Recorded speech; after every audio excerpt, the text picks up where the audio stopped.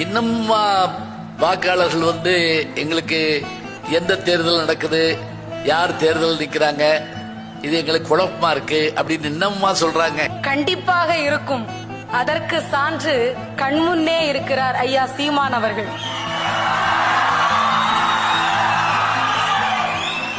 ஏன் சொல்கிறேன் என்றால், நான் எல்லோரையும் சொல்லவில்லை, பேசுகின்ற போதே குழம்பி போகிறார்கள் பாமரர்கள் என்று சொன்னேன். சமீபத்திலே தேர்தல் நடக்கிற போது சீமான் ஐயா அவர்களுடைய கட்சி குறியினுடைய சின்னம் சில மக்களால் உணரப்பட முடியாமல் போனதால் பல ஓட்டுகளை தழுவ